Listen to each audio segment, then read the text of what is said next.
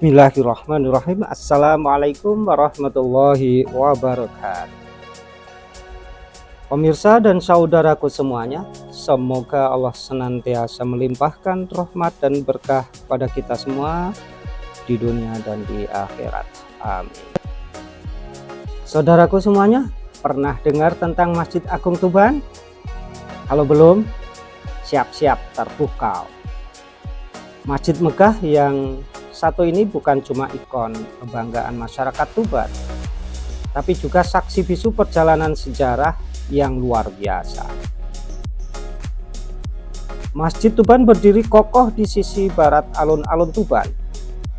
Masjid ini punya akar sejarah yang mencengangkan. Bayangkan, masjid dibangun di masa pemerintahan Bupati ke-7 Tuban, Adipati Raden Aryo Tejo. Masjid ini sudah jadi pusat berbagai peristiwa penting di kota ini sejak dulu kala. Masjid Agung Tuban ini sudah mengalami beberapa kali makeover. Renovasi pertama dilakukan oleh Bupati Raden Tumenggung Kusumodigdo dan sentuhan arsitekturnya langsung terasa beda. Tapi puncak kemegahannya baru terlihat di tahun 2004. Pemugaran besar-besaran ini bukan cuma menambah lantai dan sayap bangunan, tapi juga menambahkan 6 menara gagah yang menjulang tinggi. Hasilnya, masjid ini menjelma jadi simbol arsitektur kebanggaan kota Tuban. Benar-benar bikin takjub. Lokasinya yang strategis persis di samping alun-alun dan dekat dengan makam Sunan Bonang membuat Masjid Agung Tuban punya nilai sejarah yang tak ternilai. Konon di masa lalu masjid ini bahkan pernah digunakan sebagai tempat mengajar agama Islam oleh Sunan Bonang sendiri. Kebayangkan betapa dalam nilai sejarah dan religiusitasnya bagi masyarakat Tuban.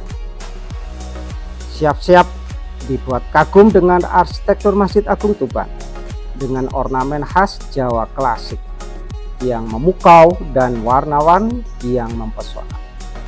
Masjid ini sering banget disebut sebagai pesona 1001 malam, yang bangunannya memang menyerupai masjid imam di kota Isfahan, Iran, yang membuatnya tampak begitu anggun. Apalagi di malam hari saat cahaya kuning keemasan memancar dari setiap sudutnya.